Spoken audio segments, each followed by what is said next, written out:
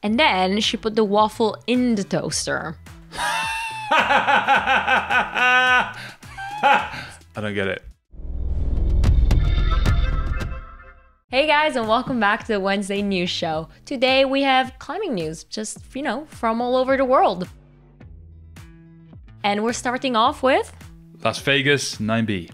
Jonathan Siegrist has made the first ascent of Event Horizon, a new 9B at the 5G crag close to his home in Las Vegas. The route is a direct finish to the line New World, which is the first ascent he climbed last year and was graded 9A+/B. Siegrist, who has recently got back from a successful trip in Europe, namely Spain, where he climbed 5 9A+ and 9A routes in 4 weeks, hit the training hard when he arrived back in the US in order to prepare himself for this new 9B, a route he has had his eye on for a while. The line consists of 3 parts: a long boulder problem to begin with, a vertical fin-style crux, and then a techie endurance section. According to 8a.nu, Jonathan has now climbed 4 9Bs, and this is his 64th route of 9A and harder. So amazing news there from Las Vegas, another 9B. I think there's not many people have many complaints about Jonathan Siegrist, but if they had one, and it's a very small one, they would say that he doesn't try enough like 9B plus routes. I think the fact is that so many people love Jonathan Siegrist a lot. They want him to be challenging, the Magoses, the Ondras. But what you can say, the man knows his own boundaries. I'm not just going to say boundaries because he may well go over 9B, but he is just that consistent.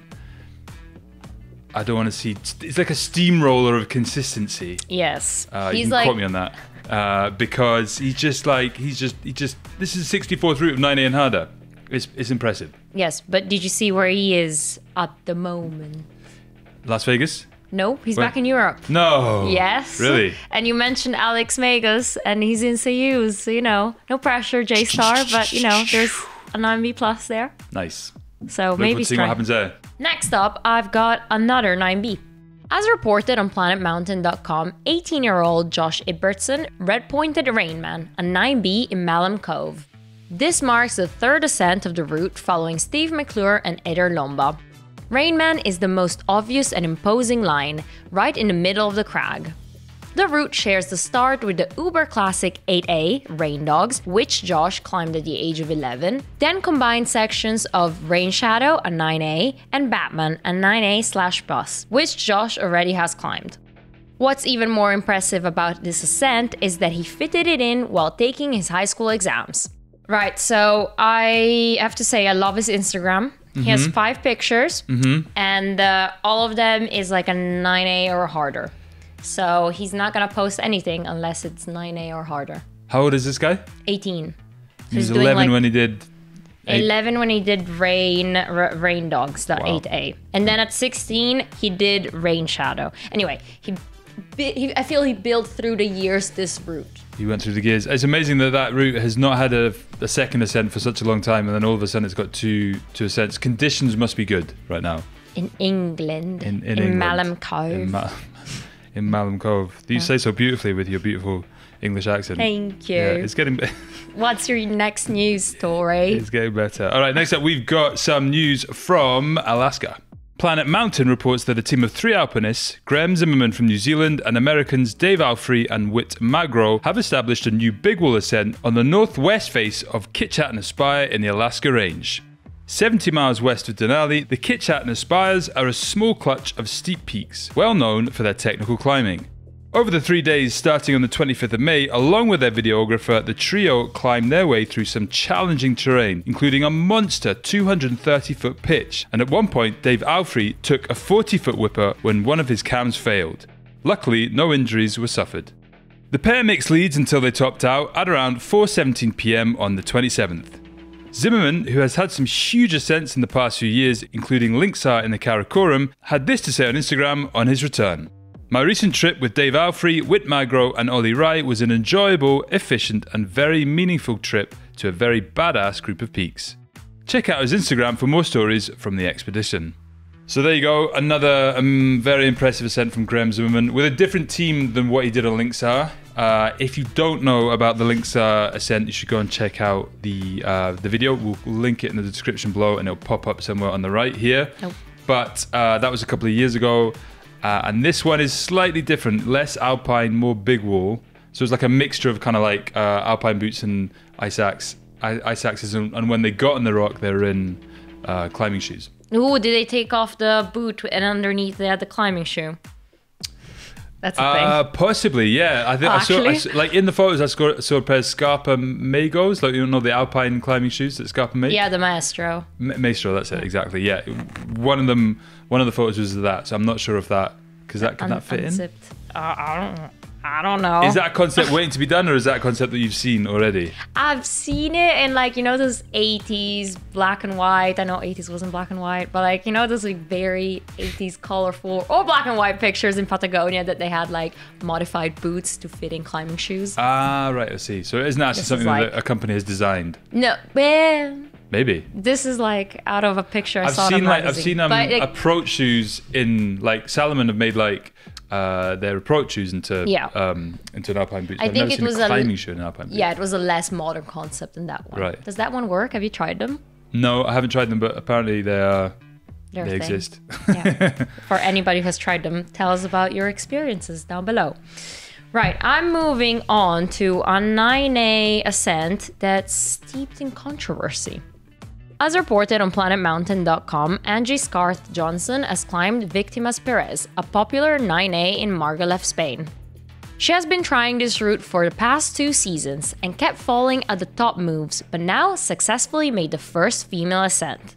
However, shortly after her ascent, controversy struck when Beto Racosolano posted on his Instagram that some holds have been modified on this route, Victamas Perez and also on Gancho Perfecto, a 9A+. Obviously, Angie felt involved and addressed the issue with a longer message on her Instagram. She explains that for a brief period of time, she left Margalef, and when she got back, she said, quote, "I immediately noticed a difference in one of the crimps. Certain dimples on the hold had been removed, ultimately making it harder to hold." She further discovered that the last hold got sanded down as well, and Jorge confirmed her theory. A lot to unpack on these 2 routes. Yes. Sanded down holds. There will be some pictures on screen that show the holds. She didn't comment about the grade of the route, which is fair, because like it also sounds like certain holds are easier to hold, others are more difficult to hold. But apparently it's been a problem in Margalef for a while that routes get modified. It kind of sounds, it's a bit strange, but it kind of sounds like they were chipped in order to make Gancho Perfecto. Is it Gancho Perfecto? Gancho's because they're 2 neighboring routes. It's a whole routes thing. Yeah, but it kind of sounds like they were made to make Gancho easier rather than her route easier, kind of thing. She even says that some of the dimples and stuff she was using as beta were like less easy to kind of grip onto, that makes it harder, exactly. So almost like that grade stays untouched, but it's like, are we already talking about a different route? Are they meant to rename these routes if, yeah, I mean, this it's like happens? totally disrespectful to the people that opened the routes in the first place. But yeah, I think it's hard to know really because you don't really know what's happened. But it is a shame. It's a shame that kind of stuff like this is happening when it probably doesn't have to. These guys are climbing at a level where they've already climbed these routes. Yeah. Is it in order to kind of hinder people, or is it to help people? But also, who has the time to go and sand down holds in secret? Because like... Climbers. In a word, I would say. Really? Climbers? Yeah. I don't know. Like some people maybe have taken their obsession a little bit too far. I don't know. Like... I'm sure there are people there who this is the thing for me. It's like hard to know whether somebody's trying to like hinder or help the person. So if they're trying to hinder, maybe they're trying to it's more of a kind of case of like vandalism type thing, but very subtle vandalism. No paint sprays. No paint sprays, but like literally just like almost kind of like messing with people's heads. Like where's that beater that used to be there? It's not there anymore, kind of thing. Yeah. But yeah, no, it's. You don't want to see that happen. I think we should maybe discuss this later on in the show because I think this is like a bigger topic of discussion about like chipping holds and stuff like that. But maybe that should take place in the discussion point rather than right in the middle of the news. So we can carry on with the news and then we'll get to the discussion point. Okay, cool. Yeah. Speaking of which, Next up, we got some news about the European Cup of Climbing held in Arco. In the European Cup of Climbing held in Arco, Italy over the weekend, we saw the lead and speed medals decided. In the women's lead, it was Italian Laura Rogora who took the win, with Slovenian Vita Lukan in silver and the Bulgarian Alexandra Totkova taking the bronze. And in the men's, the podium was made up of Slovenians Milan Preskar taking gold, Luka Potokar taking bronze, and they were divided by the Swiss Jonas Utali who took the silver. In the speed, the men's was won by Ukrainian Yaroslav Kach beating German Sebastian Luck in the finals, with Italian Ludovico Vasali coming in third. In the women's, the title of European champion was won by German Franziska Ritter, beating France's Victoire Andrier into second, with Julia Randi coming in third. So there you go. If you were lucky enough to be at Arco to watch that, you obviously witnessed some great climbing, because it was probably quite interesting. Not all the big names were there, including Janja. a lot of the, including Janja, who we'll come to later. And also a lot of the guys probably competing in Salt Lake probably didn't manage to make it over in time, or they probably took a break. But it's a good insight for the lead climbing season. That's true, very true. Laura Rogora at the top. Just imagine we'll see a lot more of that this season. You can do it! Next up, 9A roundup. 9A roundup. 8A.nu reports that Slovenian climber Matja Zorko has made an ascent of Waterworld, a Klemenbecken 9A route in the Osp Miha Pek crag in Slovenia. This is the 29-year-old's second 9A ever, his first coming in January this year. 20-year-old Mel Jansen van Rezenburg from South Africa just climbed Speed Integral, a 9A in Switzerland. This officially makes him the first South African to reach the 9th grade. First South African to climb a 9A. Yes, I'm happy about that. Yeah, I know. It's like we should keep another counter of like people from countries missing in the 9A sphere. I'm joking. We don't have time for another counter. But talking about counters, 9B counter.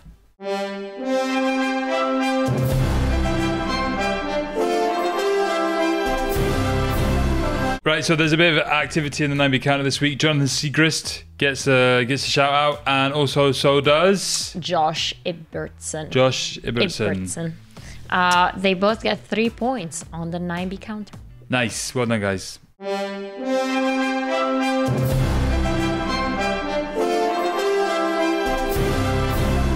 Right, next up we are going to Shop stuff. Shop stuff. Okay, we're talking about shop stuff, and this week, Teresa Corti has the big sale. La Sportiva is back in stock.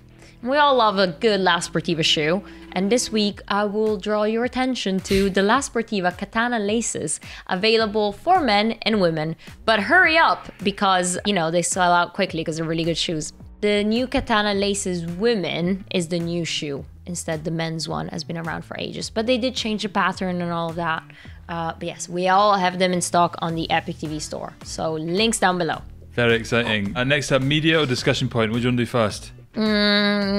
What's in the media? I don't know what's in the EpicTV media this week. Yes, so the media is a Scottish climber called Rhys Langlands. And it's a video done by Ryan Bulbury. And it is a very good video. It's a brilliant video, in fact. Here's a little clip. Get a girlfriend with a better job than you. That means get a girlfriend with a job, doesn't it? That means get a girlfriend. First outing with a pad. I just took my first bouldering pad that I got the other day. Thank you, Dad. So yeah, I've got one. Yeah, I mean, for a boulderer, it's not very much. I mean, it's a pretty good pad, like. I just wanted to get to your level of climbing and get your first boulder pad last week. I don't know, man. I never thought about it. I've never thought about it. But they're expensive, these things. I don't know if you know. Pads are quite expensive. The full episode is going to come out this Thursday. All right. Stay tuned. It's a very funny film. He's a very funny character. I enjoy watching it a lot. So stay tuned for this Thursday. That's coming. subscribe to EpicTV. Links down below, not to miss that movie. Yeah, you're not watching EpicTV, by the way. Right now, you're watching Climbing Daily. So that's our other channel. It's EpicTV. And if you're Spanish, French, or Italian, we have shows for you as well. So Really Vertical, Spacio Verticale, and EpicTV España are all our climbing shows that we have in and around YouTube. So don't forget to subscribe to them if you want to watch our videos in other languages. There you go. Indeed, that was my pitch. Yes. Your pitch to all the other EpicTV channels. To the world. And we have also our social media, which you can find all the links down below. Okay, done linking two things. But yes, let's chat about the... Chipped holds. Chipped holds. Yes. Chipped, modified, sanded down.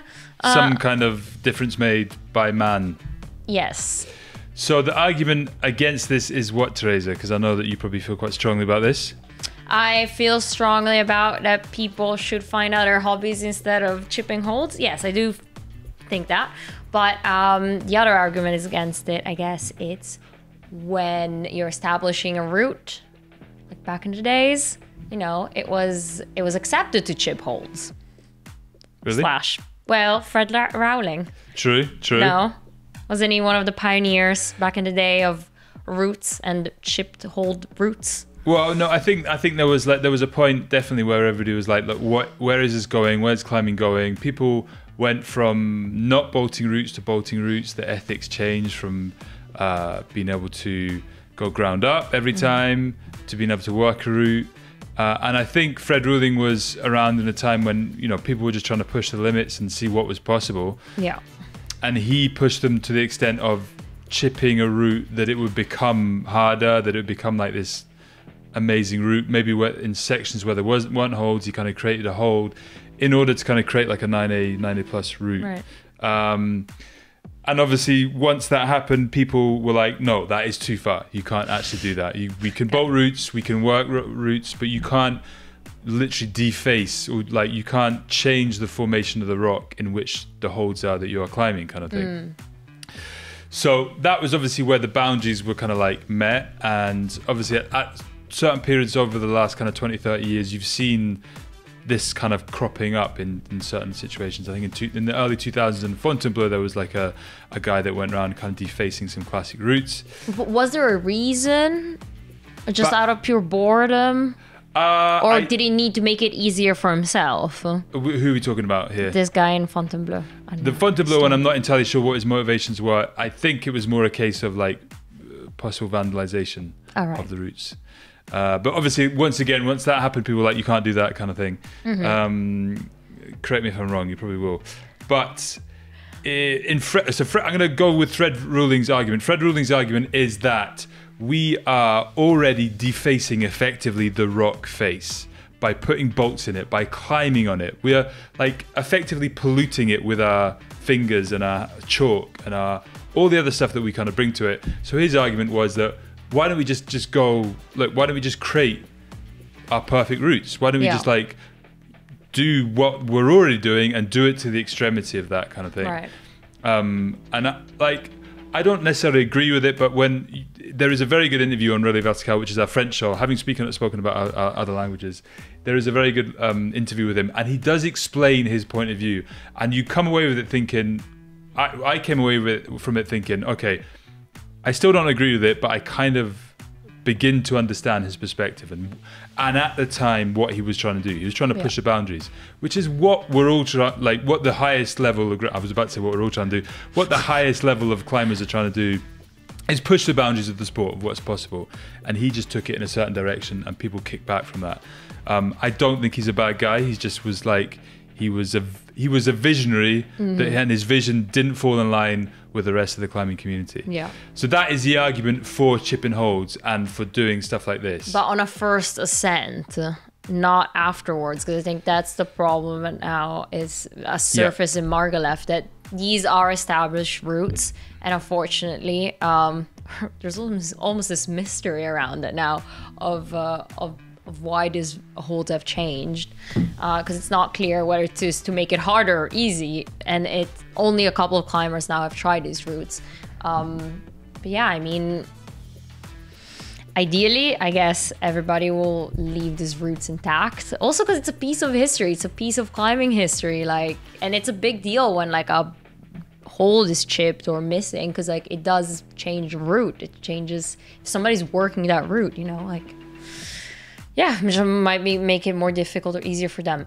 Anyway, bottom line, I feel in Margalef it kind of sucks that this is happening. But also there are only just a handful of people that are climbing there. Yeah. So I'm not pointing any fingers or names clearly because I don't know. But well, somebody's got to know what's happening. Basically, tell us. Somebody knows. But yeah, it's not the situation you want to kind of see. It smacks of like. I don't know, like you're right. It's like it's not a first ascent, so therefore it shouldn't really be being done. And the fact is that from the photos and stuff like that, it is quite subtle. So maybe people are thinking they'll get away with it, kind of thing. And but it is the subtle changes that make a route a certain grade, especially at those levels. So. Yeah. But yeah, that's our opinion on it. So there you go. Let us know, guys. Should routes be chipped or not? No. That's not the discussion. Anyway. What's up next? We've got... Comment of the week. And we gotta sing. Let's cut to a comment of the week tune. Comment of the week. What's your comment, Hugo? Mine is from Kai Wan Jun, who says, props for Sean doing Under the Wagon 9A. Did he? I don't know. Did he do Under the Wagon? If you weren't aware, last week we reported on a potential 9A V17 route by Sean Rabatu, but it's unconfirmed. But there's been rumours going around that there is a 9A. Kai Wanjun seems to know that it's called Under the Wagon. So maybe he started under the wagon, moved the wagon, climbed on top of the wagon. Who knows? A whole wagon situation. Yeah. No, but I love that report on 8A.nu. It was like, the guys in the hood knows what's up. Like, they're keeping it a secret. Apparently, if it's a 9A or not, they know. They're just not telling the world. So I guess we can expect a really cool medal video. Yes, that'll be a big premiere, won't there? That's good. That's what we should do that more often. Premieres. So. Yeah. No, just like not tell people and then do stuff. Yeah, but then we have to have like climbers on our side. You say we don't have climbers on our side? Like Stefano can send a 9C, but I'm pretty sure he wants to tell the world if that happens. Okay, yeah, fair enough. Force them. Anyway. So what's your comment of the week? My comment is from Nicholas Rotter. I feel I picked him before. You guys could do a question of the week, where you pick a viewer question to answer or waffle about. Okay. Aha. So if anybody wants to ask a question down below, ask one. Question of the week. We'll do it next week. Yes. But make sure it's a good one. Yeah, make sure it's climbing related. Big time. If you're also not aware, there's a whole bunch of Chris Sharma videos going up on the EpicTV Climbing Daily channel recently. Yesterday there was a little session that him and Matt had, and the other day we did a gym tour of his massive new climbing gym, so make sure you check them out. Check them out and make sure to subscribe because there are more coming. On that note, goodbye. Bye-bye. Knock knock. Who's there? Daisy. Daisy who? They see me rolling and hating, riding dirty.